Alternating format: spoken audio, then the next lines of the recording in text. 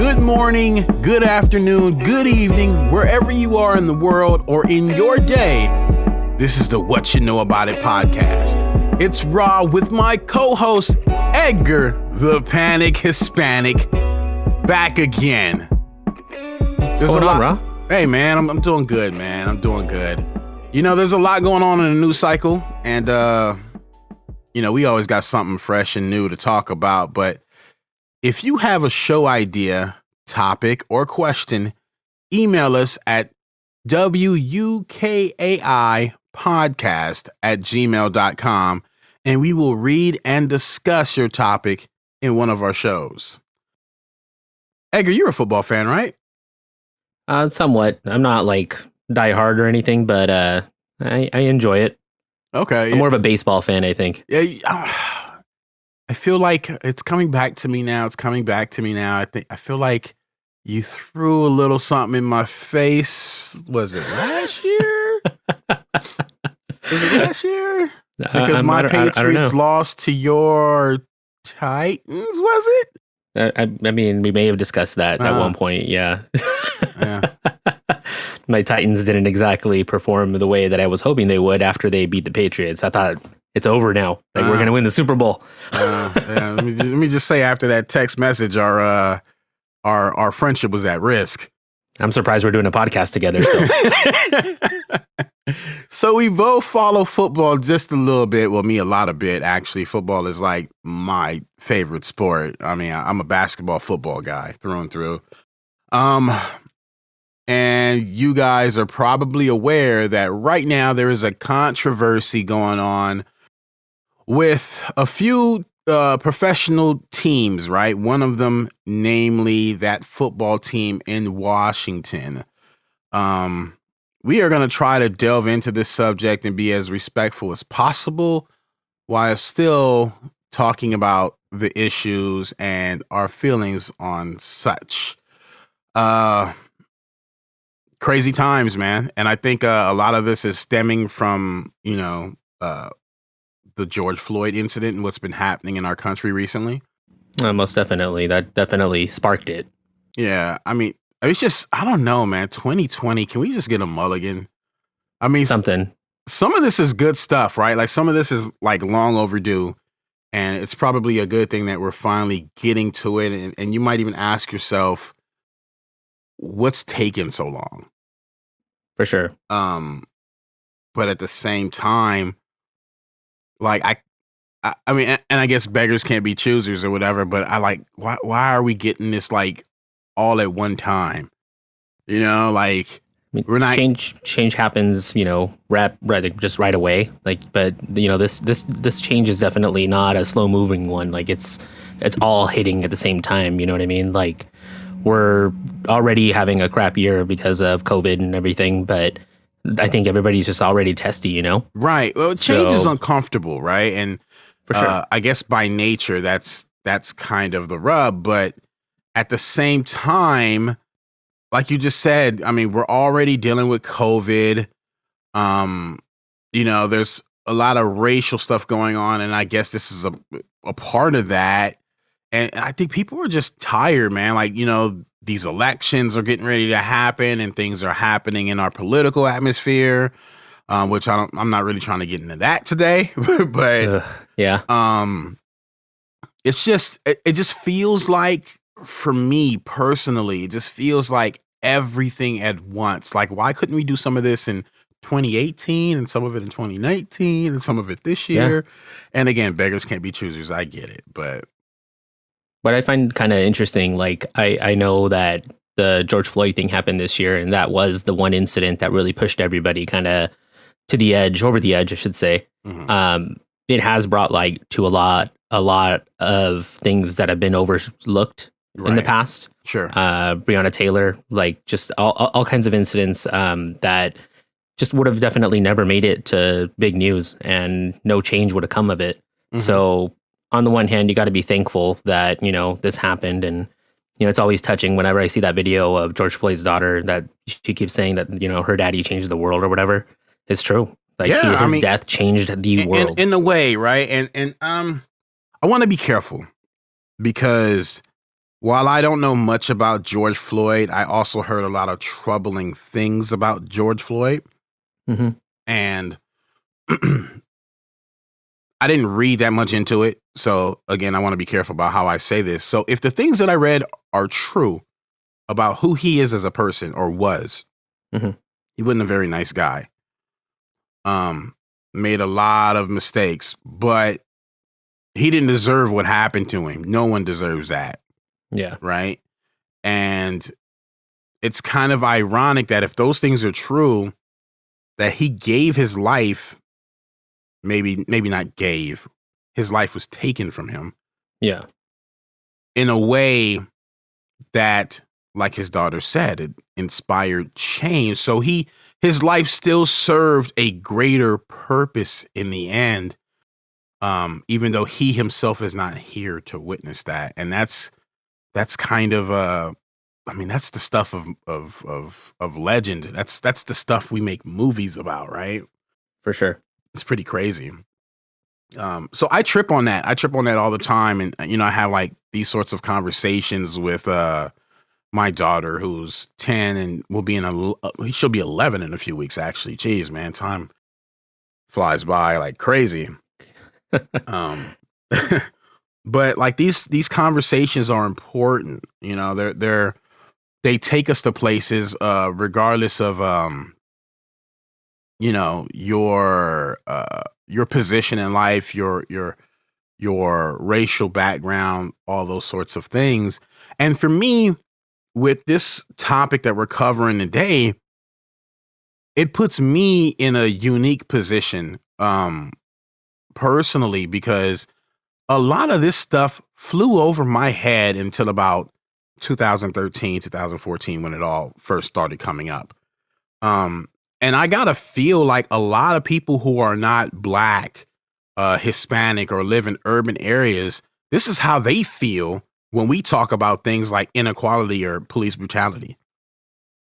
Right? Like, I mean, honestly, and we're gonna use the term because the term has been in our life for a long time. No one is trying to be disrespectful, right? But the word mainly we're talking about is redskin, right? I remember first, and this might have been around 2013 or so, watching Peter Pan with my daughter. Hmm. And that term is in there, right? It's the red man, or however they phrase it, right? Oh yeah. And I remember watching a version with her, the original version, and then catching it somewhere else. I think I bought the DVD or something, and the phrasing was different.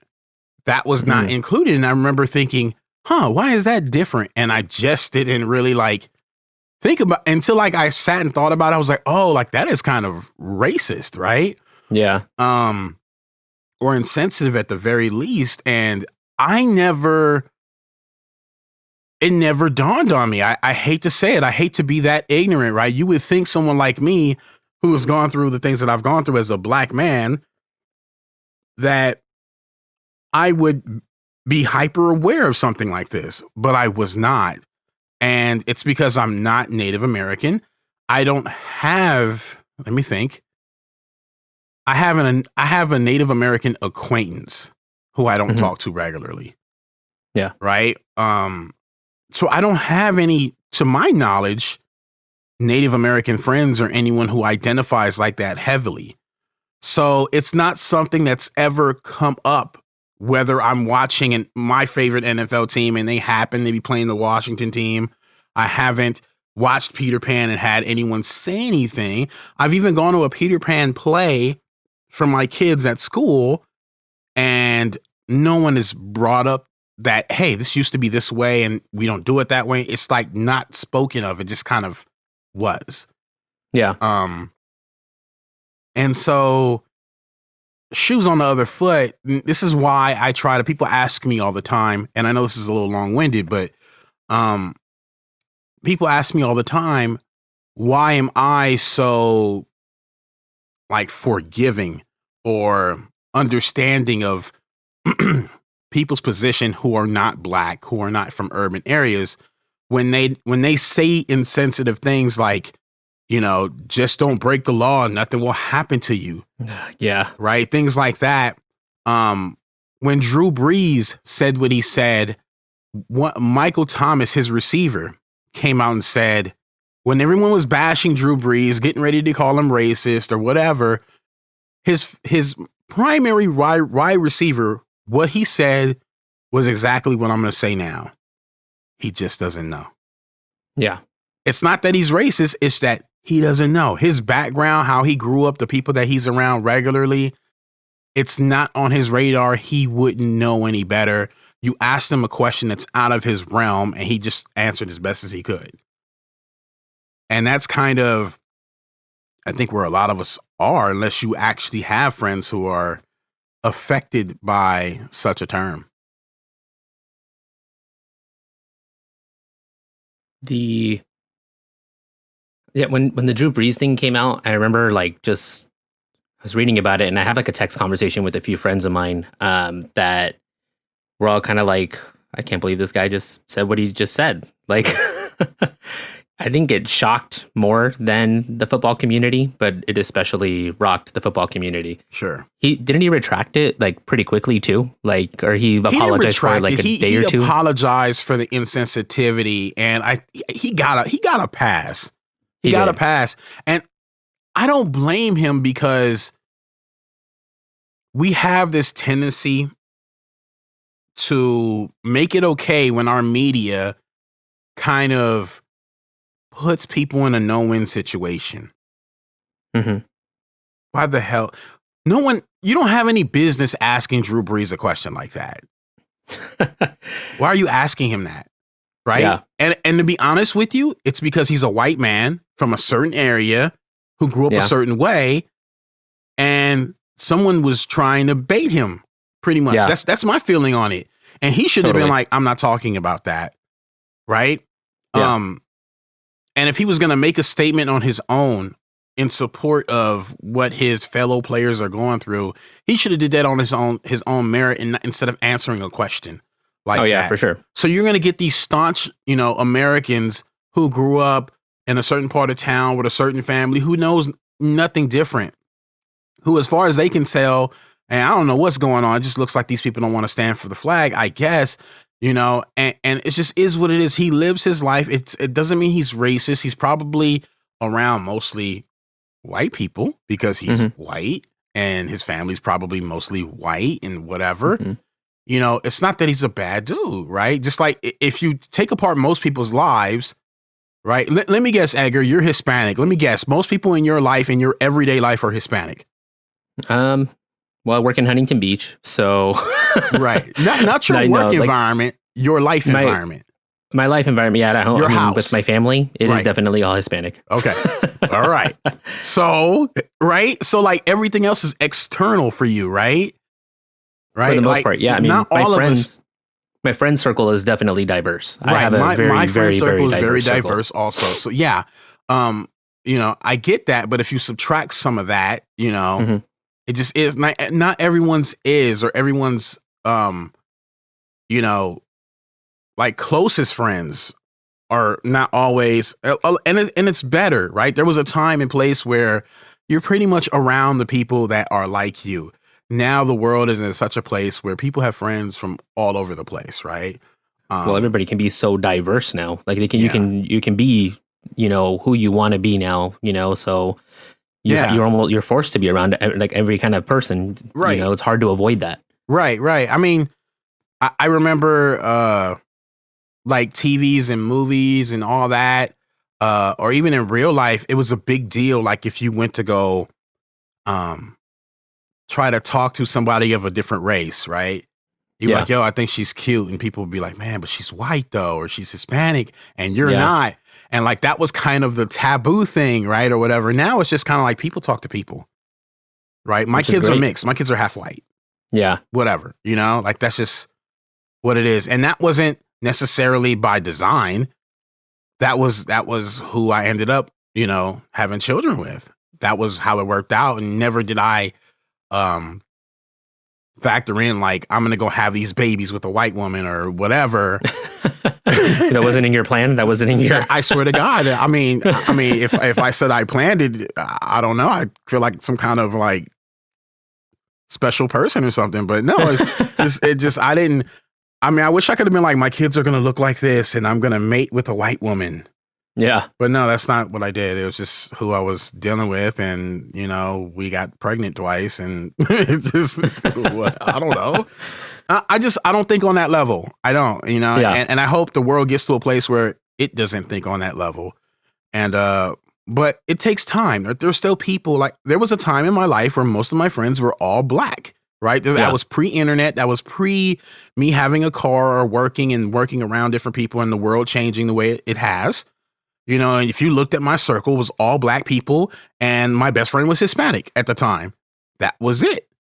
Right. Mm-hmm. So if you ask me about my experience or what I think about racial issues, it will be from a total black perspective. And I have no understanding of white people or any other race around me.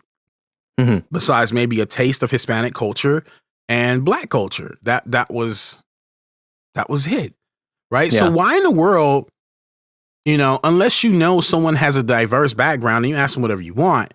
But if you see someone, it's not, like everyone knows who Drew Brees is. Right. Like, why would you ask him something like that? Like, we got to stop asking people things just because they're famous. That doesn't mean they know shit. Yeah. Right. Like, no, I wouldn't go ask Tom Brady that same question. What do you think? I mean, what do you think he's going to say? Hey, Tom, what do you think about the George Floyd incident? He's going to say the most PC shit possible, right? Because Tom Brady's good at that. Yeah. And I'm a huge Tom Brady fan. He's used to, being questioned about anything, like just because he's definitely more than a football quarterback, legend. He's by far a celebrity. But he's used to people trying to put him in a pickle, right? He's trained in that, I'm sure. Yeah. So he's going to be like, hey, man, it's a really sad situation. Let's pray for, change or justice and whatever. And then he's going to move on. Yeah. He's going to move on. He's not going to, say, oh, man, I don't understand why people aren't, standing for the flag and all that. He just goes, hey, man, I support my guys and, they deserve to be treated fairly too. That's what he's going to say. Yeah. He's going to leave it alone. Right. And you ask someone who's passionate and who's, kind of more, not quite as Hollywood versed in giving answers like Drew Brees. Drew Brees gave you an authentic answer. He told you what he knew. Sure. And I don't fault him for that. He should have just never been asked that question. There's some people too that could get away with, when they get asked something, like they just play the I didn't know card. Mm-hmm. Mm-hmm. I don't know if you read about James Harden this last week. I did not. He got photographed wearing a Blue Lives Matter mask. He had a handkerchief and it had the Blue Lives Matter flag on it. Okay. And of course, the world lost its mind because they were like, dude, you can't be supporting that. Why? He's black. You're supposed to be the part of the Black Lives Matter movement, Why? And why is it this or that? It's assumed. It's definitely assumed. It's not right to just assume that somebody is in support of something based on, who they are or what their background may be or whatever. You can support whatever you want. It's not going to make me not like you so much, but it may make me be less supportive. It's not this or that, though. It's Well, when people that are very strongly opinionated about BLM, they see somebody wearing Blue Lives Matter, they automatically assume that they're for the cops, that they're not for defunding police, and that they're against the whole all the protests. So when he was seen and taken a photograph, they asked him so why are you wearing the Blue Lives Matter mask? His answer was, I thought it looked cool. That was his answer. For and you, James all was Harden. Forgiven. You never even heard about it. But see, sometimes you got to do that, right? I remember one time, and it probably at the time came from a person I wouldn't have thought would behave this way. But a few years back, this is a little while ago, some reporters were following Jay-Z around, and they were trying to ask him questions. And I'm trying to remember what he asked him. It's not important for this conversation, but he asked him some controversial thing, trying to get him to, give a soundbite based on something else that was happening. And he said to him, he asked him the question, and Jay-Z kept walking, looked at the guy, looked at the camera, and was like, "You already know better. You know better than to ask me that question. Have a good day." Yeah. And I was like, "Oh shit, like that was kind of gangster." Like, but it's like, you have to behave that way sometimes with like the media, to be like, "Look, I understand you have a job. I understand you want to have hot material to, for people to consume your product." Right. Yeah. But don't try to put me in a bad situation. That's not healthy. And if you do this to me as someone who is a big brand, and more celebrities probably need to take this approach, then I will never work with you or your organization. I will tell your organization, if you send this guy to me, I will not work with you. Right. Until they fire you or get rid of management or whatever, because what it's turned into is now everyone has an opinion. And I guess anybody can have their opinion, right? We have our opinion. That's why we do this podcast. For sure. But, when you try to throw that into the consciousness of America and the world and try to have that be the focus, I think sometimes is probably not the right approach, especially when you're asking, you're asking the wrong person those sorts of questions. Oh yeah. But they do it just to see him sweat. I mean, that's pretty much all it is. You just want to see him sweat. And these people that are asking these questions know that that's what the public wants, because we just as people, we just like seeing other people in binds for some reason. I don't know what it is, but the majority of us like to see people in binds. Well, because there's a natural curiosity, right? Like you see somebody famous or someone that you respect or like you enjoy watching their work or consuming their work, whatever it is that they're doing. And sometimes you want to know, like, oh, what does he think? Right. And they play off that, right? Like, but to be honest, and I say this with all due respect, I give two fucks what Drew Brees thinks about a situation like that. Agreed. Right. Like, I'm glad he's supportive, right? Yeah. Like, Tom Brady's my favorite quarterback of all time. I grew up watching the Patriots. I give two fucks how he really feels. I hope he's in support of it. If I hear he's completely against it, I'm probably a lot upset. Pissed. Probably a lot. Right. But he's not the focus. Yeah. Right. If he were to give his voice as a powerful person in NFL and say, "Hey, I'm in support of whatever, that would be great. Right. Sure. But he needs to do that of his own accord. Don't go find him when he's off with his children and Giselle. Yeah. Somewhere in the Bahamas vacationing and go ask him some weird question like that. Yeah. That's not how that needs to get done. Nope. You know what I mean? So like I don't care. Like, I want to hear from people that can do something or at the forefront of things. I'm sure there's if you want to get some white person's perspective, I'm sure there's some high ranking CEO, government official, somebody somewhere who's white, and you can go ask them how they feel about it and what they're doing to help. I'm sure there's tons of them out there somewhere. Not Drew Brees. With politicians, it's even harder to get an honest answer out of them, because if anybody's trained on how to give the right PC answer, it's politicians. Man, you ain't lying. Yeah. You ain't lying. They're the ones that know how to dodge questions and answer them the most politically correct way. It's hard to get a true to God honest answer out of anybody in politics. That's part of why we are where we are, because there's this, you notice the lingo of politicians is now in America's consciousness now. That's how we speak, right? Like that's literally like when you argue somebody, right? This whole whataboutism. You ever hear about that? No.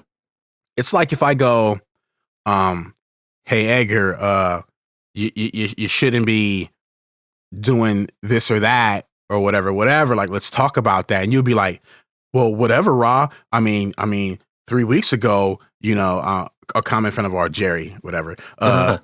Jerry was doing that, and a couple weeks ago, and nobody saying anything. And I'm like, we're not talking about Jerry. Yeah. We're talking about what you did just now. Okay. Right. And like, you just keep switching. What about so-and-so? Yeah. 1975, this happened. And blah, blah, blah. I was like, are we ever going to talk about what happened just now?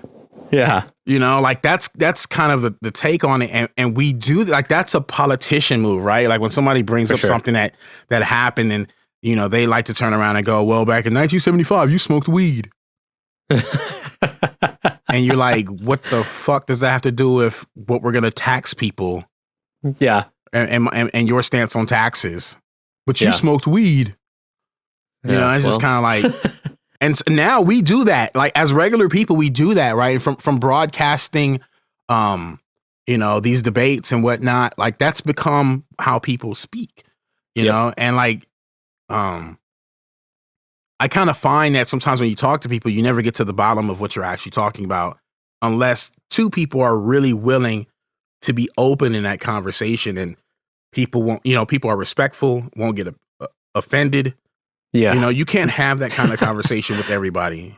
No, not today. Yeah. It's kind of weird. I don't know. And so that's kind of, again, politicians, they do this naturally. But it's become a normal thing.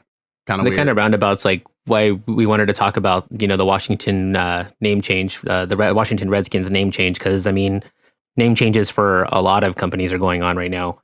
And all these companies that are changing things are companies that, these logos and, these mascots, if you will, are all kind of stem back to a time when things like that were okay. And they're just not anymore, because we are definitely more culturally advanced. Right. We've progressed a lot. A lot of people confuse that with being, too sensitive or whatever, and say, no, we're not too sensitive. It's just we're more with it now. Like, we're more on top of things, and we know what's right and what's a little more of what's right and what's wrong. And it's time for a lot of people to kind of change these ideologies that they had, that, racism is, not necessarily okay, but that it's okay to not talk about it anymore. Well, just because something was okay once upon a time doesn't necessarily mean that it's okay now. No, for sure. And I wonder, I have a lot of questions about certain things. One of them being, when this name was brought up in terms of like the Redskins, what was the intent with the original name? Was it malicious in nature from the very start, or was it, hey, this is what we're looking for an alternate name for Indian? Yeah. Because we like the Indian mascot. That's what we're going with. And, we don't want to use the word Indian. What's another word? Right. And that's how we have, a team like the Nationals, and then have another team called the Patriots. It's almost the same thing, different word. Yeah. That sort of thing, And so, was that it? Or was someone really saying like, hey man, like, I'm just going to go with that, which I kind of doubt, because what would be the purpose of that, right? What would be the purpose of just being racial to be racial, right? Like, if that's the case, then how come we don't have a team named with the N-word? Yeah. Right? Like, because the term Redskin is almost as bad, or probably, depending on who you ask, this is my ignorance, I understand it to be just as bad as using the N-word. Yeah. Right? And so, I look at it like that. Like, was this just at a time where the world was different?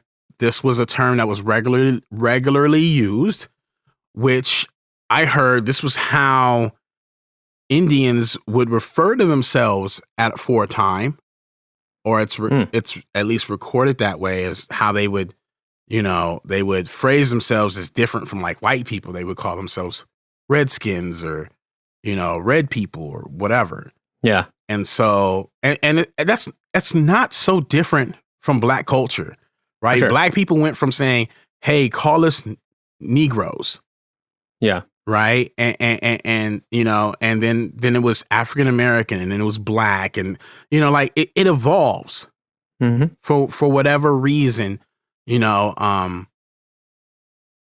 And I guess white people have just always been white people, and, and that's not been a problem.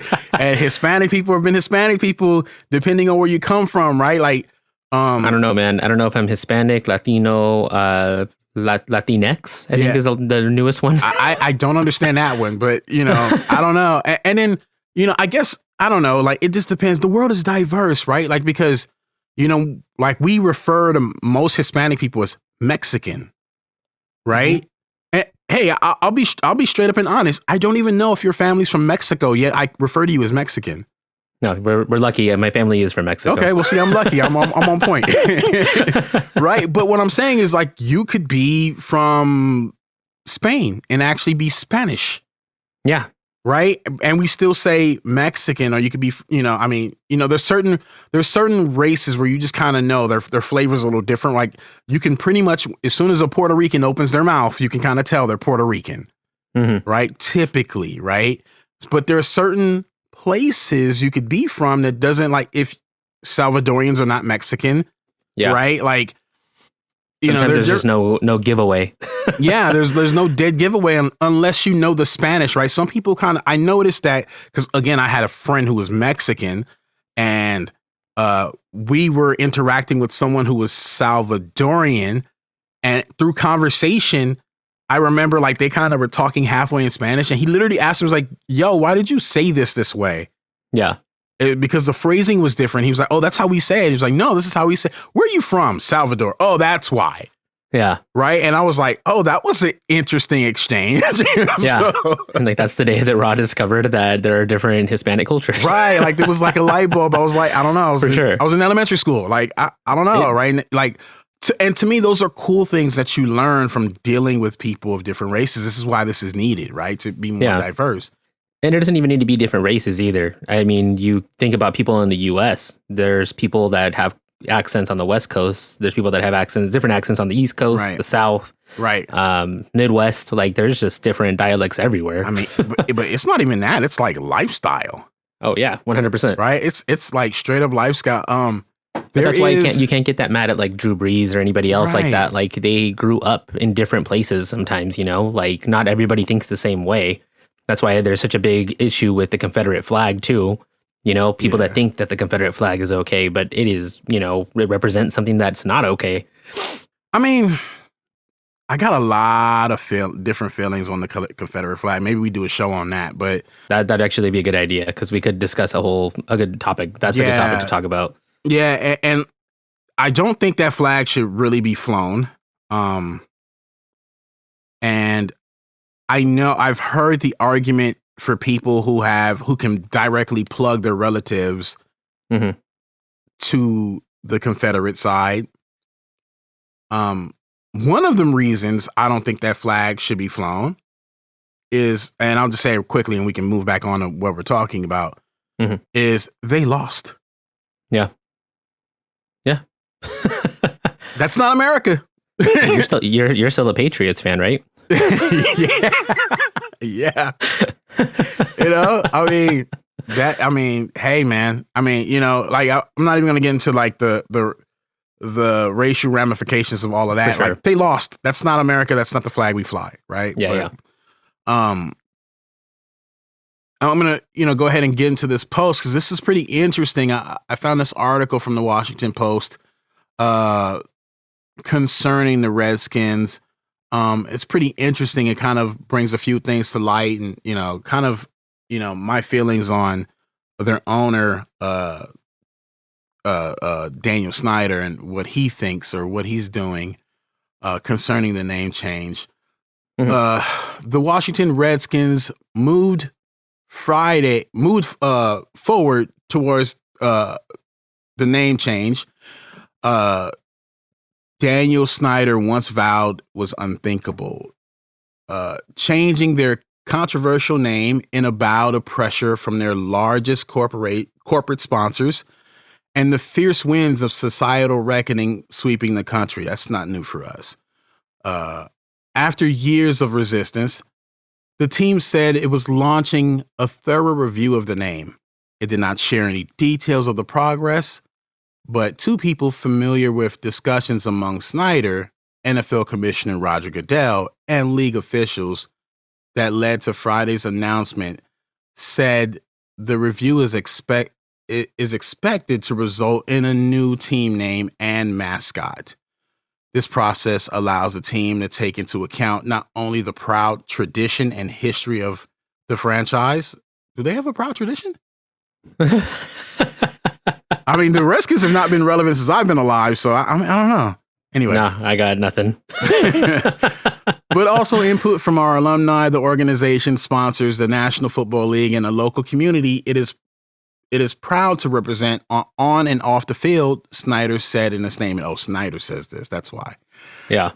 Goodell expressed the league's support for the team's review. In the last few weeks, we have had ongoing discussions with Dan and are supportive of the important step, he said in a statement. League officials have said in recent days that any change would be a club decision, not one originating from the league's office. But according to one person familiar with the league's inner workings, owners of other teams have become increasingly concerned about Snyder's operation of the team and his long-standing refusal to reconsider the name. Yeah, I remember this coming up in 2013 and him saying he would never do it. Yeah, I remember that. We have to help him do what's best for himself and best for the league, that person said. I hope this is a wake-up call because the franchise is so important. With the review underway, Snyder has little choice but to follow through with the name change, according to this individual who spoke on the condition of anonymity. Otherwise, I think he's going to have a major exodus of all his sponsors. So that's the rub right there. Yeah. That's the part of it I want to talk about. On Friday night, the Cleveland Indians baseball franchise, which stopped using its Chief Wahoo logo, I didn't know that's what it was called, after 2018 season, said in a statement that it was discussing with stakeholders the best path forward with regards to our team name. The recent social unrest in our community and our country has only underscored the need for us to keep improving as an organization on issues of social justice, the team said. Nike, another major sponsor, removed Redskins merchandise from its online stores Thursday. And I didn't know that. Huh? I didn't know that. I didn't know that either. And a spokesperson said that the company has been talking to the NFL and sharing our concerns regarding the name of the Washington team.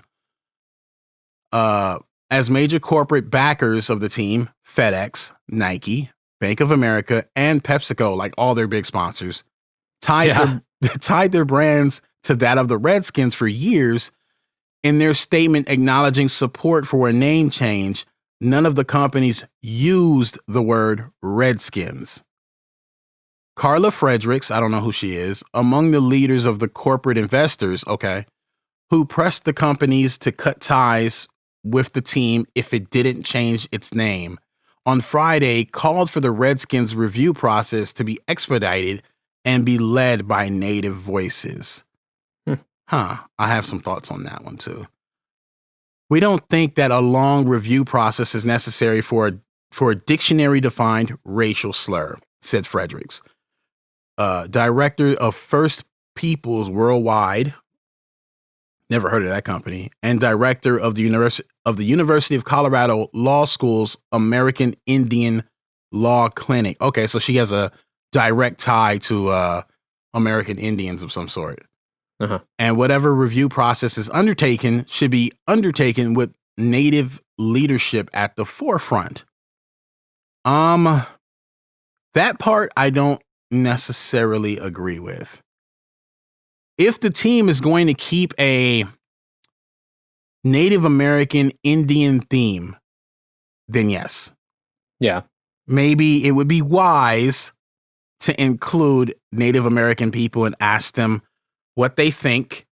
But if they're going to completely go away from that and like name the team something completely different, then you don't need to include Native Americans. Like, that's not a thing. Yeah. Right? You say sorry, right? Like, it's a cultural thing. Yeah. And you move on.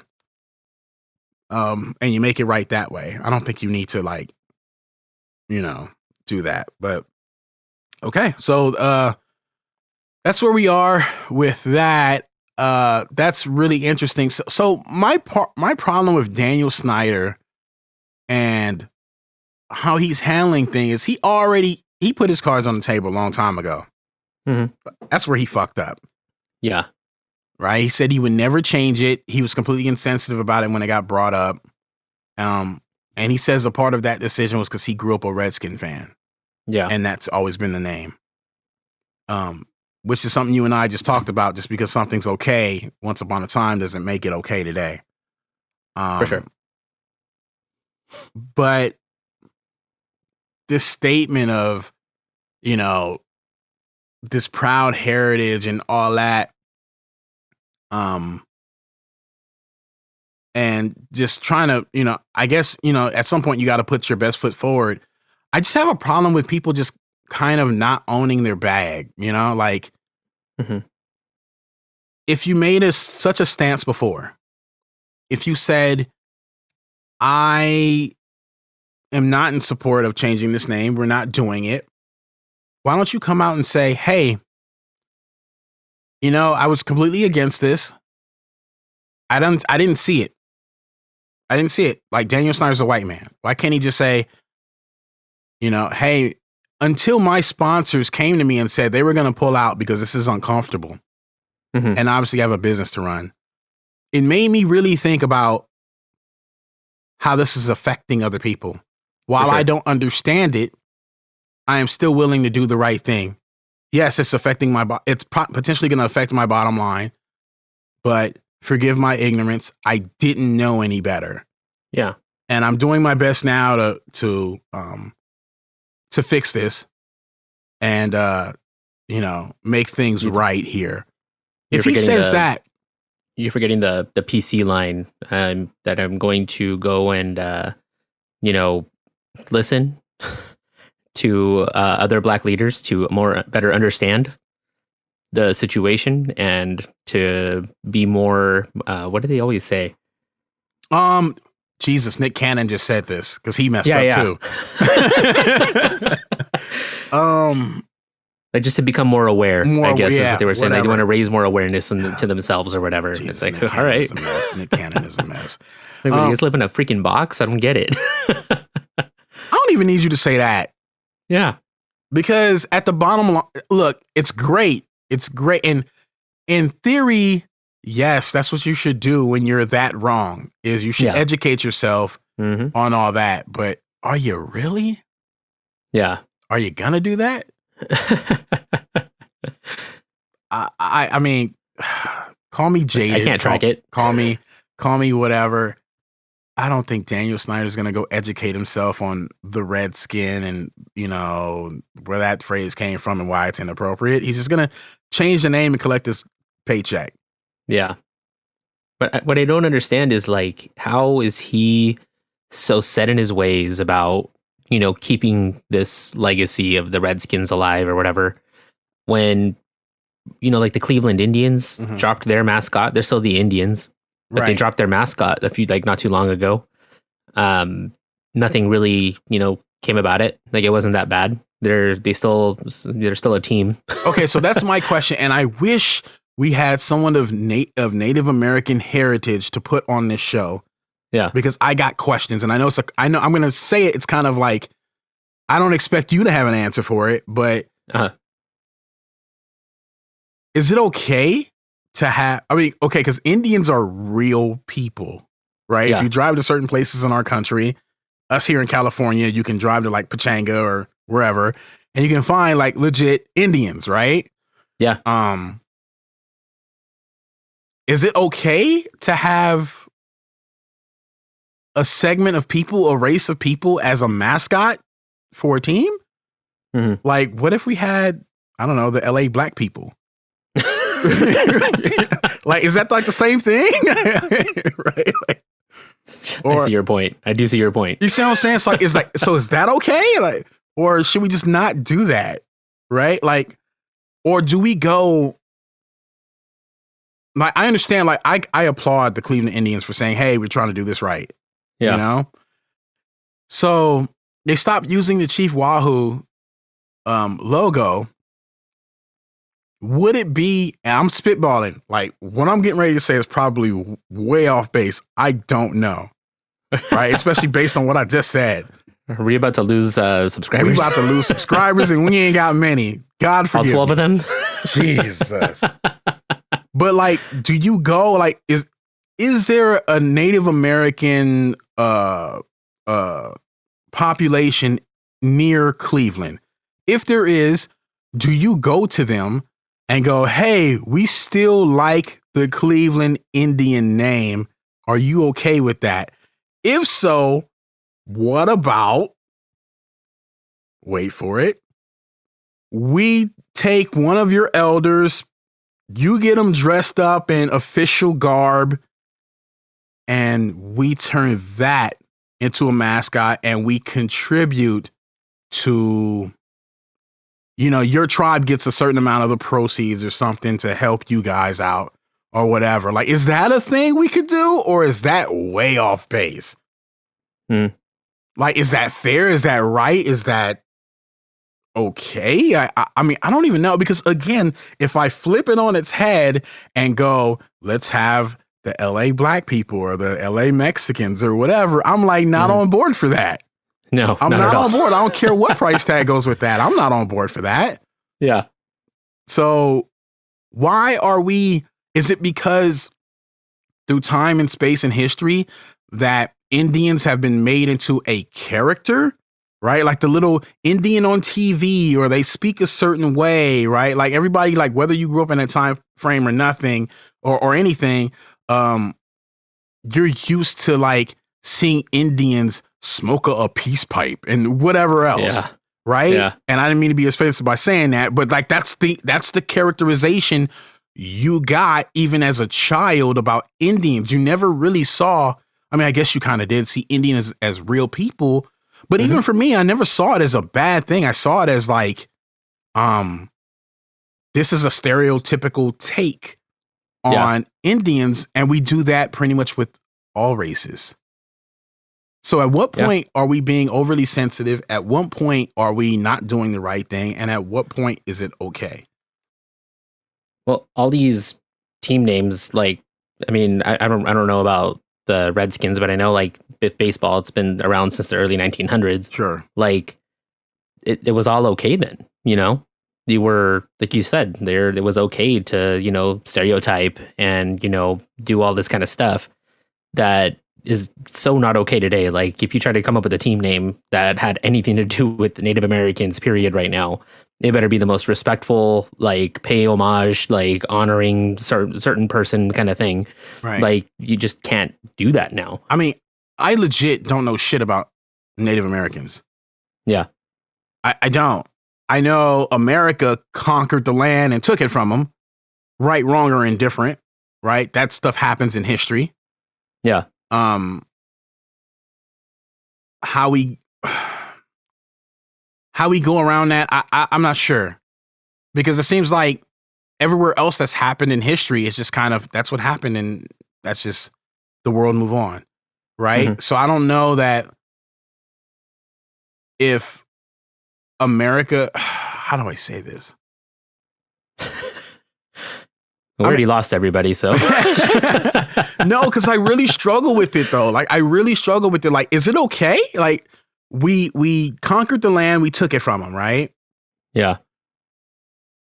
Is that just a part of how history works? And maybe one day that happens, to America if the world doesn't end first, but from Corona. But, does that happen to, some other, I mean, I know right now we're not in the era, not in our lifetime, of conquering lands anymore. Yeah. Like the borders are kind of set and no one is like taking anyone's territory. But there was a time where the world was like that, right? Like people would fight over land. We want this area. We want this space. And the people that won, they got it, right? Yeah. And so is that fair game? And then Native Americans should get over it, or should there be some sort of and they should just assimilate to culture now? Or are we doing the right thing by saying, hey, we kind of got you guys, but you can have this little section over here, this little section over here. Yeah. Like I don't know. Cause I honestly don't know the heritage behind that. So I know I'm speaking from a place of ignorance. Mm-hmm. I wish I could. Yeah, I wish I knew more about the culture. And honestly, this is all making me think about how I should really educate myself better on how that's going. I think I need an audiobook or something. Yeah, well, I remember the protests that were going on with, what was it? The fireworks over Mount Rushmore. Okay. At the base of the hill, I guess, that you use to get up there, because Mount Rushmore is on a sacred land. That's actually like Indian or Native American territory. I forgot I think they call it, like the Black Mountains or something like that.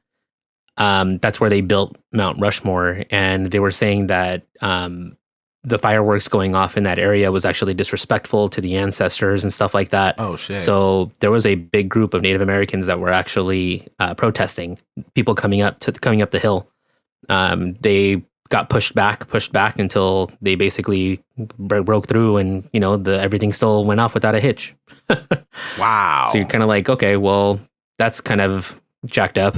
That was the first time they'd ever done anything there in, I forget how many years, because I think, I don't remember if George Bush Jr. was the last president to do it, or senior maybe might have been the last president to actually hold fireworks there, because that was a long-standing tradition there too.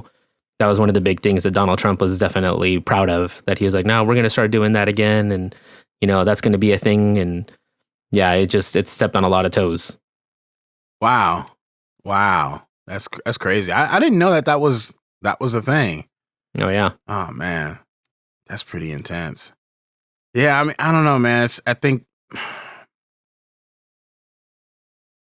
I struggle with it, man, because again, I want to be sensitive and fair, because I know what it's like to be on the other side of that, right? For like people who don't know, to kind of turn a blind eye or to think one thing or the other. So I guess I'm trying not to do that.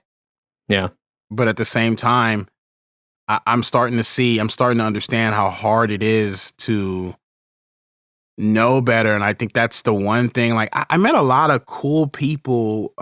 That's the one thing this whole racial thing that's been going on has actually done in a positive way, is I've actually encountered some cool new people in my life. Namely, I met two people. One that also works in the voiceover community, and someone that lives in my area, who both made certain statements that caused us to have a conversation, and we're now friends. And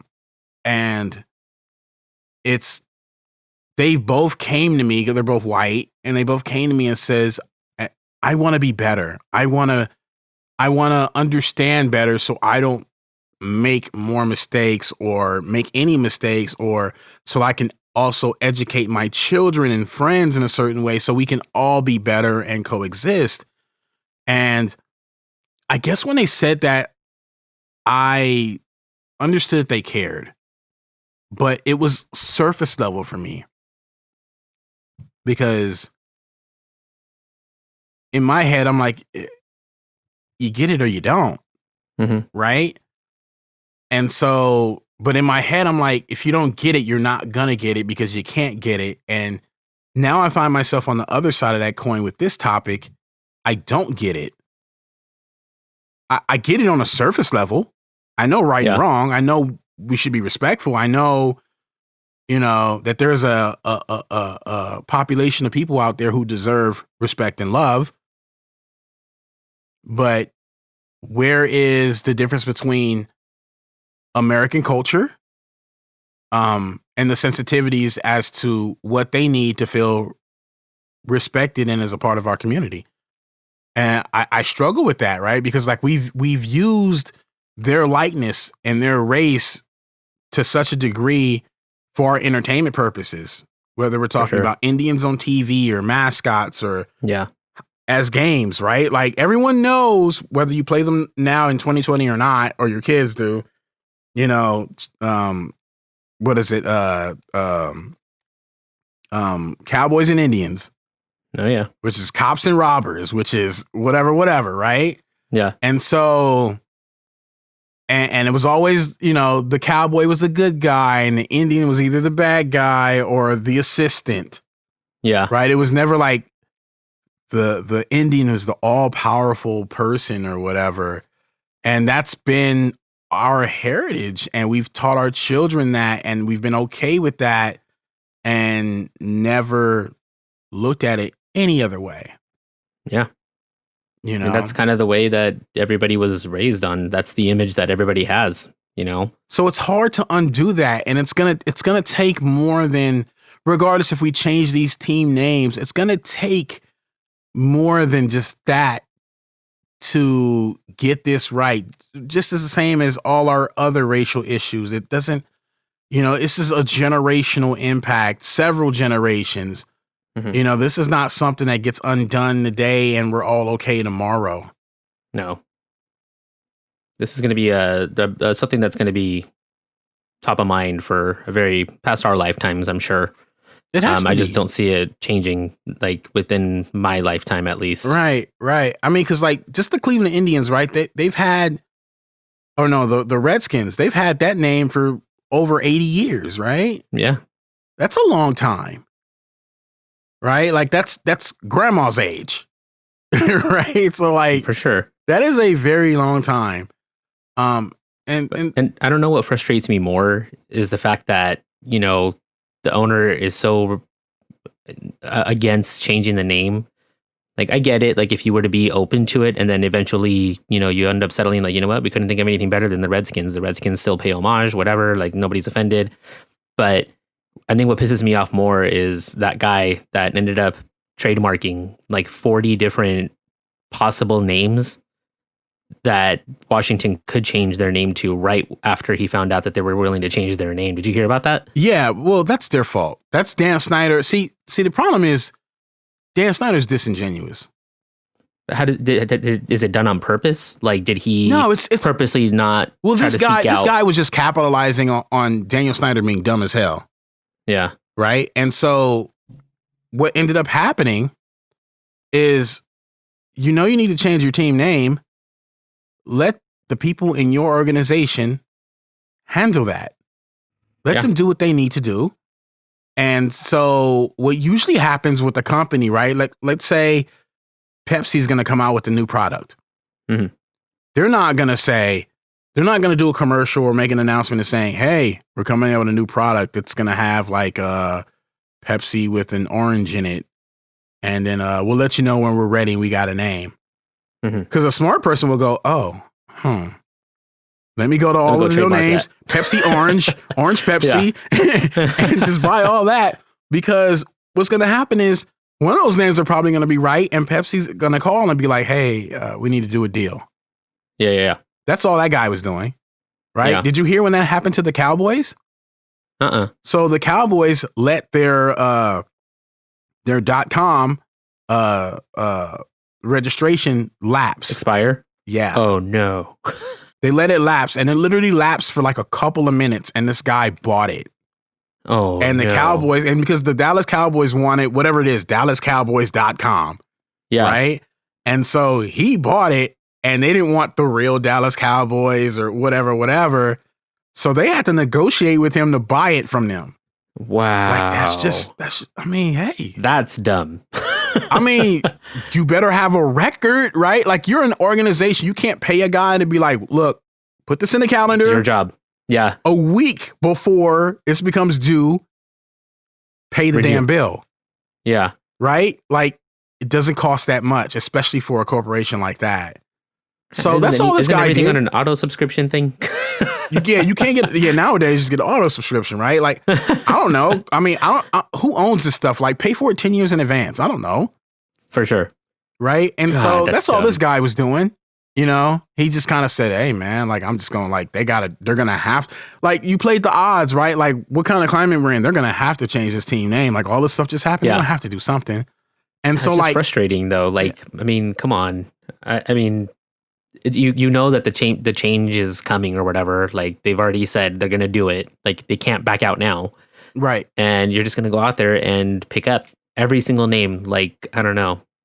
It just seems ridiculous. And honestly, it seems kind of ridiculous that those names weren't already trademarked for like literally. Well, that's what I'm saying. What they were supposed to do is already have this in motion internally, right?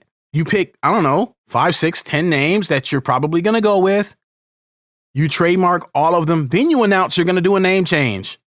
Yeah. So you already have your selection of what you're possibly going to do. But then is it possible too that Dan was like, hey, Mr. Lawyer guy, I need you to go over there and buy all these names out so that I have an excuse to kind of prolong this or whatever? I mean, I just don't think, I think 2013, 2014, when this all first happened, he was so on board with this is never happening. Mm-hmm. I'm not doing it. Right. And he was never honest about it. He's not being honest now. Yeah. Right. About why he's doing it. He's just saying, you know, oh yeah, you know, like really the reason you're doing it is all your sponsors, especially the sponsor with, you know, their name on the field, FedEx, is saying, we will not do business with you if you keep down this road. We're out. And all the rest of us is out too. Nike, all of them. He's there to make money. Yeah. And he's already on the hot seat, right? Like the other NFL owners are already concerned with just how he handles his day-to-day business, whatever that is. Yep. So I just think he played the whole thing wrong, got caught with his pants down, and someone beat him to the punch. Now you got, you know, you gotta eat your crow, man. Pay that man whatever it takes. If he has the name that you want, make that man rich. Make him go away. Retire him. Yeah. Go ahead, man. Just go ahead. I mean, it'll probably be the best investment of your life, right? But you do have to respect the hustle. I mean, they're not even. Yeah. I mean, I see that. Whoever bought that name, I don't really see him as doing anything wrong. He's literally capitalizing on people not doing business properly. That's all. Yeah. That's all. I mean, I'm just hoping that whatever name change they do, it's not one of those 40. They do that, but they do that with movies, right? They give movies a working title. Yeah. And then they trademark all the possible actual names for the movie long before they announce the name of the movie. Yeah. You know, and so they know like, hey, it's going to be one of these 6 names. See, that's what I'm saying. We're so far in the process. Like, it's cool that a lot of the magic behind a lot of stuff has been taken away and we get to see what it is. Mm-hmm. To a certain degree, we know too much. Yeah. Right? Like the inner workings of what's happening, it's not important. It's not important how they go about, like, I don't care that you're having 100 meetings on this topic or whatever. What I care is that you get it right. Yeah. You don't need to ever tell me you had a meeting and that there were 20 people in the room or that these names are being considered. If you show up tomorrow and say, hey, this is the new team name and we did this because it's the right thing to do and we got to get it done. And we plan on keeping an Indian name, so we involved some Native Americans to make sure that they were cool. Mm-hmm. Cool. Perfect. If not, we just change the team. Like we're now the Washington Airplanes. Whatever. All right. Like, cool. It is what it is. It is what it is. I'm not a Redskins fan anyway. So I don't know. You know, like, and I don't know. Like, are they? That's the. I don't even know what names they're considering. And see, here's the thing. I'm curious to a very small degree, but I actually don't care. And I guess unless you're a Washington Redskin fan, why do you care? Unless you're a Native American Indian, why do you care? Yep. right? Like, let it happen. We all know it. We should just be in support of this happening Mhm. and them getting it right. Right? Like everything else is kind of a sideshow. Isn't have there been talks about the Kansas City Chiefs changing their name too? I feel like there was a point where they were bringing it up. All the teams that have some sort of like a Native American connotation to that are talking about what they can do to be respectful, and I think that's fair. But again, it's really hard for me to really delve into that without talking to someone who is of Native American heritage, because I mean, I don't know, is it like heritage is a weird thing, right? Yeah. So say for instance, you said, like you said, them hosting a fireworks show near Mount Rushmore was offensive to some Native American Indians with the fireworks. Yeah. To us Americans who are not Native American, we're just like, it's fireworks, bro. Like, get over it. Like, how's that disrespectful? Mm-hmm. To them, it's an issue, right? Just like some people, you go to their house, they don't care if you put your feet on their sofa. Some people, you dare not. Yeah. Some people, you need to take off your shoes at the door. Matter of fact, leave them outside. Mm-hmm. Some people are like, I don't care, man. I have these carpet cleaned every couple of months. Right? And so, like, depending on where you are, you might get it, you might not. I don't know. And so it's really hard to have that kind of, like, is the Chiefs offensive in some kind of way? Like, I know they do the tomahawk chop thing. Oh, yeah. They said they're going to try to stop doing that or whatever, but is that offensive even? Like, what part of it is okay?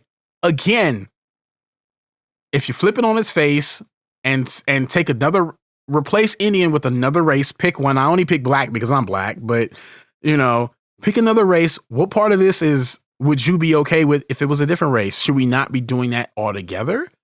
Or is some of it like kind of just kind of cool, right? Because I always thought about, like, I actually think that the Kansas City Chief name is pretty cool. Yeah. But do Native Americans feel that way? I don't know why that one would be offensive, honestly. You're just naming a position, but see, you're also saying that from a place of ignorance, right? Like, Absolutely. We don't know, right? 100%. They may have some reason why that's not okay. Yeah. I don't know. That's true. Maybe not.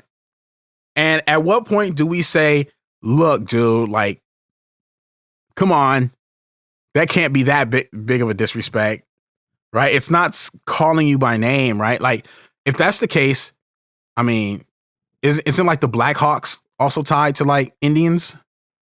The Chicago Blackhawks? Yeah. The Chicago Blackhawks, I actually researched that. Like, that's not the animal, right? Like, that's actually supposed to be like a tribe or something, right? No, yeah, the logo is actually like an Indian person, like with not full on garb, but they have like feathers hanging off the back of their hair.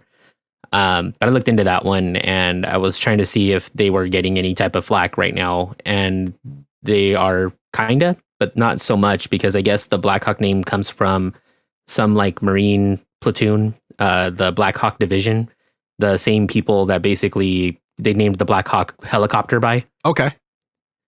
So it really doesn't have too much to do with that, I guess. The founder of the team is the one who chose the name, and they just don't think that the NHL is as, like, they're not getting as much attention as the NFL does. They're not as big of a platform as the NFL is. Which is why I think the baseball teams got hit first, because they're definitely more involved. They're more top of mind than football is, I think. But is that just circumstantial because, like, that organization isn't they don't make as much money or something? Or, like, shouldn't it be the same thing regardless of how much money is being made? I mean, I don't know. I mean, just because, like, if we're talking Disney or we're talking, I don't know, some small production company, is it not the same thing? I mean, Disney's getting their own attention with that whole change at Splash Mountain right now. Okay, so, okay, I'm probably going to lose my cool card with you. But I have never been on Splash Mountain. Jesus, bro. It just never happened you for me. Find a me. new co-host. It just never happened for me. I don't know. Like, no, so Splash Mountain is right at Disneyland. If you've never been on it, like Raw, and you've never, had fun as a child ever in your life. easy. Come on, bro. Splash Mountain it's the log ride. It's the one with the big fall at the end. Splash water everywhere. You get soaked. It ain't the only log ride. I've been on other log rides. So Disney has a movie. What was the name of the movie? The Song of the South. That was really popular back in the early 1900s of when Disney first got started. The movie is just kind of unheard of at this point. Like nobody's really talked about it because they've basically discontinued or erased any kind of history behind that movie existing. You'll never find it on Disney Plus. There's no physical copies on VHS or DVD, but the movie is basically like, the reason that Disney got flack for it is because they basically made slavery look okay. There's scenes in that movie where, slaves are slaving away, and they made it look like it was okay. Like those slaves were happy to be slaves. Oh man. So the ride Splash Mountain is based on that movie, that zippity doo dah, zippity a. Oh, like that really? song is from that movie. So it's iconic. Like it is historical to Disney, but because it's caught, the flag for a good while now. Okay. But earlier this month, maybe last month, Disney finally made the announcement that they're going to retheme Splash Mountain. They're going to get rid of all the zippity doodahs and the zippity a's, and they're going to change it over to the Princess and the Frog. But okay. Do they need to change the whole thing? Or are they just taking the opportunity to do that? Or can they just like take out the music or the offensive things? I mean, there's nothing offensive on the ride. The whole ride is nothing but animals that are, humanized.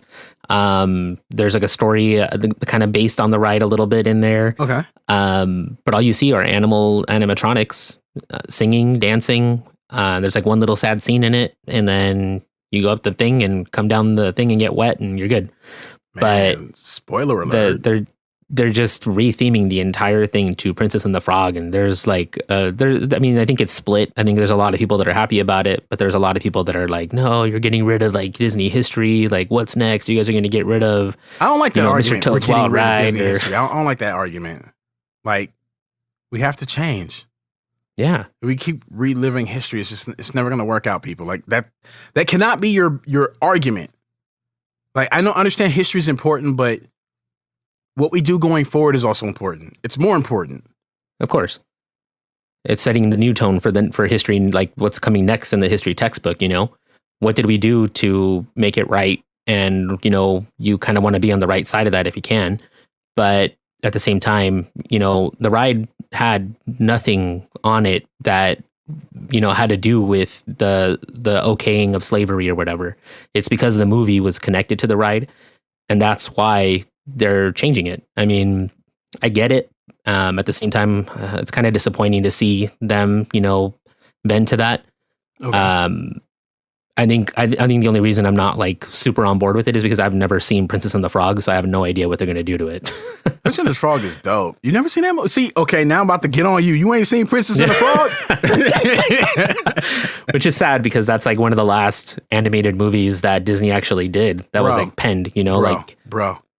Our first black princess, and you ain't seen Princess and the Frog. This is true. I need me. I'm gonna go take this time to. I need me a new co-host, ladies and gentlemen. Right here. This is why this can't be. I'm gonna take this time to go get more educated, and I'm gonna go and talk to leaders of the Black community. I'm gonna make this right, Raw. I'm gonna go watch it today. You gonna make? Oh, really? Don't make me hold you to that. No, like I've been to Disneyland and I talked to what's the bad guy's name, Dr. Felicier or something like that. I don't know. Okay. The theming makes sense. Like the ride is it's next door to New Orleans Square. The difference between me and you is I got children, right? Yeah. So, and specifically, I have a daughter. Yeah. And Princess and the Frog, actually it's not. But see, it's not one of her favorites, though. Right? And I think... I mean, I can see that. it's not one of the more historical ones. It's dope. Like it was a different way to tell a princess story. And I'm not saying that because it's a black princess. It's just they took a very different approach, almost the same way. I know you've seen Frozen, right? I'm stopping this podcast if you tell me you ain't seen Frozen. All right, guys. Well, it's been nice talking to you guys today. Wow. I've never seen Frozen. Are you serious? I can't. You know what? I think it's because it's it's been hyped up so much that I just can't do this. I can't do this. Look, we're going to do a Disney themed podcast at one point where we can discuss Disney things, but that Frozen, it just never appealed to me. I just never really saw a reason to do it. Again, you have a daughter. I mean, I know single people who have seen Frozen multiple times. Okay, now Frozen 2 is like whatever, right? But Frozen 1, the original. Actually, Haley, come here. God damn. You're going to bring her into this? Yes. Oh, God. You see Edgar right here? Mm-hmm. He has never seen Frozen. Oh, my God. You're in trouble with the 10-year-old. I just want you to know. You can go, baby. You can go. Haley, I'm so sorry. I did not mean to disappoint you like that. I thought it was bad when my girlfriend found out that I'd never seen Frozen. Jesus. Just so the audience knows that we're FaceTiming while we do this recording, and the look on Haley's face right now broke my heart. Took the wind out of her, literally. She was like, Dad, this cannot be your friend. We just lost another subscriber from her. You ain't getting my daughter now. She's not tuning into the show. Over. I hope she didn't, man. Frozen is classic, bro. I guarantee you,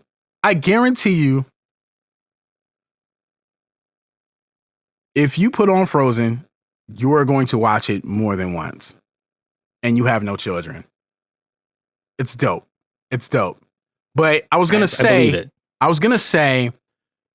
as different as how they told that story, and the difference of how they decided to tell a princess story, was the same difference they had with Princess and the Frog. You just kind of felt like, man, this is a super fresh take in a very different way than what you expect from a princess movie. I mean, I could see that. I definitely could. Yeah, so I think that's where Princess and the Frog succeeded. And I think in my house, we wanted, I don't know if we wanted, it's probably the wrong word. We just expected her to gravitate towards that movie because it was something that she could relate to, right? Because, I mean, and that's probably not correct to think that way either. But I just think like certain thoughts. See, this is what I'm saying. I think certain thoughts initially are harmless, right? Like I think it's harmless to say, oh, I think you'll get this because it's probably in line with who you are, right? And I think some people, if someone else not black would have said that, maybe, and I'll go as far as maybe if a white person said that, you would go, well, why are you saying that? That's just kind of racist. Right. And I don't think so. I just think that there are certain things you see how it kind of lines up and you go, that should probably work, you know? And for her, like she liked it, she enjoyed it, but it's not her favorite Disney movie, you know? And I think her mom expected that. And so did I, kind of. Like my son, he likes all the Marvel stuff. Yeah. But for some reason, Wakanda has a special place in his heart. Okay. This little fool walks around, Wakanda forever. You know, like he just, like he tries to do the African accent in that movie. You know, like he does, oh man, what's that character? What was his name? Is the actor name Winston Duke? I think is his name. I don't know. He fought him for the right to be king. Okay. Right? That guy. And he goes, what does he say? He goes, "We will not have it. We will not have it. You did not protect your own father." And my son walks around like doing this accent the whole time. And I'm like, what are you doing?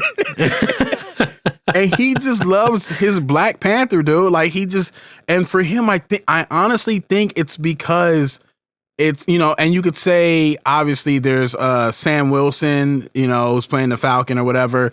You could say like there's other Black characters, but that it does it for him on a different level. Right, that movie in general. And I didn't preach to him like this is of historic importance or anything like that. Like we watched Black Panther like just to watch Black Panther. I never gave my kids any sort of talk concerning that, because there's a time and place for everything, and I didn't want to go there. It wasn't important. Like Wonder Woman was different. When I took my daughter I'm going to a tangent, but Wonder Woman, like I took my daughter to a midnight showing of Wonder Woman on a Thursday night, and we skipped school on Friday. Don't be mad at me, teachers. Right? Just because like I was like, this is a big moment in history. You're getting the first ever Wonder Woman movie. This is the first of its kind. You love this. We're going to see it.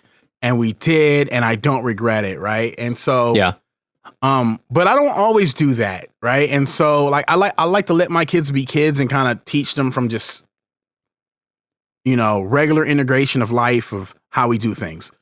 And I don't know. So that's just kind of my method. I don't know. I mean, it's interesting to get a parent's perspective on that, like how you're teaching your kids how to do, how to accept certain movies or how to receive them, I guess.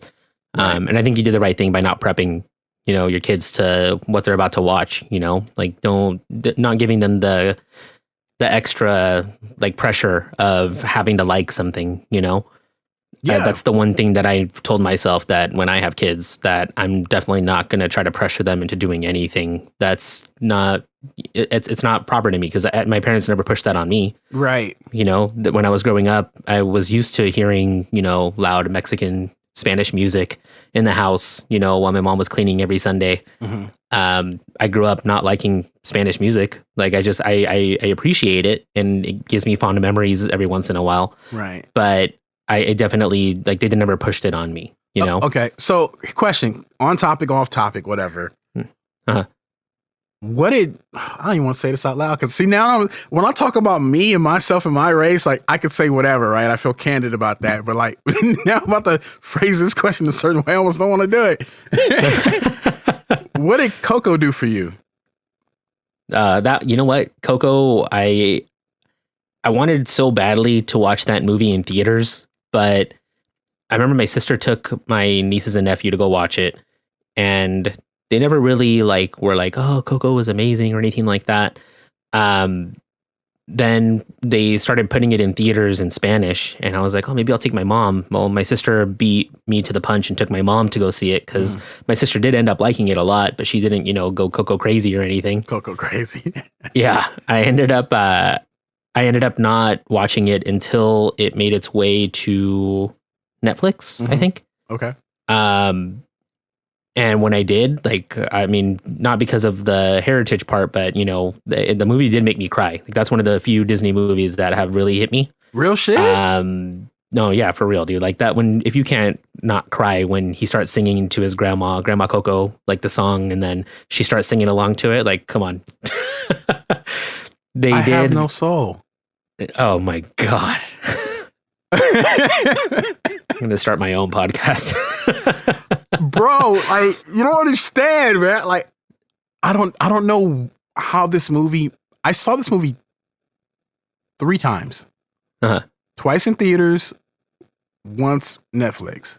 Yeah. And what made me watch it the 3rd time was like, people were telling me from day one, the cultural relevance of Coco. For sure. To a degree, I get it. Right? But to a large degree, for me, I was like, it's just another Disney movie. For sure. For sure. I can see that. It didn't touch me. I got more feels out of Frozen than I did Coco. Wow. Like Frozen Okay, I can't say really anything 'cause I haven't touched seen me for Frozen, some but- reason. I don't know why. I remember Frozen directly. My daughter was about 3 years old when Frozen came out, and I remember going, "Wow, this is probably one of the greatest Disney movies of all time. I need to see that again. I will go see this movie without my daughter." Wow. And I didn't feel that way about Coco. I saw it. I didn't want my money back or anything, but I was like, I saw it like, okay, that was cool. Whatever. And then people were telling me like, oh man, the cultural relevance, or like, man, it made me cry. And I just was kind of like, no. But I'm also the guy that doesn't get emotional about the first few minutes of Up. Oh God, who are you? Jesus. I'm getting like, teared up just thinking about that. I'm like, well, I mean, I don't know, shit. Right, whatever. Coco definitely nailed the cultural part of it. Okay. I didn't start learning about Dia de los Muertos until I was a little bit older, when I could, when I had the internet and I could start researching things on my own. Yeah. It was never a really big thing with my family. My mom actually thinks that anything that's like a skeleton is the devil, and she doesn't want it in the house ever. Oh shit. Growing up, when I got my first electric guitar, I bought a guitar strap that had skulls in it, and she's like, "Do you like the worshiping evil things now, or like what's going on?" When I used to skateboard, she found I used to buy candles all the time at like the dollar store to go wax curbs and stuff like that, so we can grind on them. Mm-hmm. And one time I remember buying black candles, and I left them on the side of the house one day, and she found them, and she's like, "Are you guys like praying with black candles, or what's going on?" Jesus. So the Dia de los Muertos was never like a big thing in my house. Oh. But when I started researching it when I got older and stuff, I was like, oh, that's like a really interesting part of my culture that I never learned about. And with Coco, like I was just like, wow, okay, like you guys animated it, like you guys put it into a visual for me to be able to like fully understand it now. Gotcha. So it was cool to just see that visual, and then like the story and the music and everything hooked me. The song, Un Poco Loco, that's like my favorite song of all time. Okay. I work out to that song. Oh man. Yeah, I don't know, man. It's interesting how that works out. It's really interesting how that works out, how things touch people from a certain perspective and the differences, right? And it's just, I don't know. Everyone's even culturally, like when things should be culturally relevant, I guess that's the point, right? Like individually, it matters. That's a bigger significant part of it than anything else. Very interesting. Man, this has been really, I think, one of our more interesting topics for me, is because like we can go all day about, whether we're talking about appropriation or how things should be done, or versus how they are, how they are or how they were. Yeah. I think the most important part to remember is to love and respect each other, and and I think also through it all, I mean, dare I say, learn to just enjoy life from a certain perspective, where everything doesn't have to be so intense. Yeah. Right? Like, even though we talk about these really important issues about race and all that, I think it's important to not always think that every time you hear somebody speak and they don't know exactly what they're talking about, that it's not always from a racist standpoint or a harmful standpoint. Sometimes people they're just saying what they know, and either you can take the time to educate them if that's what they're looking for, or you can just leave them be. Racism should never be tolerated in any way. I think we're all in agreement with that. But at the same time, I think it's important to not be overly sensitive. And I don't say that in terms of the Indian perspective and them not to take their thing seriously and whatever. I'm just saying we all need to do that. Even us as Black folks, even us as Hispanic folks, we need to learn to just, you and I, we go back and forth about a lot of different things. And that's what I'm saying. If the world could be like you and I, maybe they wouldn't have a podcast, but like you can learn to love and laugh and be cool. And I think that's important, and still embrace and love each other's heritage and individuality. Absolutely. And ideologies, I mean, they may not be stemmed from cultural, roots or anything like that. Sometimes you just have different opinions, and it's okay. You share the opinion, learn from each other, discuss it. Maybe one of you will take something away from that conversation that will definitely, aid you in the future when you run across a circumstance where, you're actually involved in one of these situations. And you can say you've, seen the other perspective, put yourself in other people's shoes constantly. That's something that I was taught at a young age, to constantly look at things from different perspectives. I can't stress that enough. And I hope that all of you that are out there that are parents, you guys are teaching your kids that, the world is viewed in different ways by different people. So that way they can ingrain themselves in other cultures and other just ideas. And that's not always a bad thing, right? That's not always a bad thing. You get different perspectives on on things, and that's important, right? Like history doesn't happen one way. Life doesn't happen just through your eyes only. So it's important to get the take of other people, and that way we're all heard, and we can do our best to meet in the middle somewhere. Mm-hmm. One of the things that really fascinate me in history, at all in history, is what other countries think about us and why. Mm-hmm. Right? Like if you grow up in America or any other country, right? You grow up learning history through the lens of that country and how they view it, and also what they want you to know. Mm-hmm. I've never taken the opportunity to talk to my friends who've grown up in other places, right? Like my sister-in-law is Japanese. Yeah. I really want to talk to her. It's like, what did they teach you in your history books about America? Oh, yeah. And like the relations between Japan and America. That may not be so great in that history. I still want to know, though. I still want to know. I'm not, and I'm not looking for any conspiracy theories or whatever, but what did they teach you? Yeah. What did they teach you? Like, how was Pearl Harbor explained to you guys? How was Hiroshima explained to you guys? Like, I'm pretty sure they didn't go like, yo, like, so we fucked with them and, dropped bombs on Pearl Harbor and they got us back and, we fucked up. I'm sure that's not how their history book goes. Yeah, it might be worded a little differently. Right? So I'm just interested to know, like, what do they teach you guys about things like that? Or is it told from a neutral perspective? Because we don't tell it from a neutral perspective. No, it's definitely one-sided. Right? And so I'm interested, to know, like, have those sorts of conversations. And that's fun for me as a person. And I embrace those sorts of conversations. And if you can learn from each other in that way, again, going back to it, I think we learn a lot about each other, whether we're talking about races, cultures, all those sorts of things. I think that's the bottom line. Bottom line.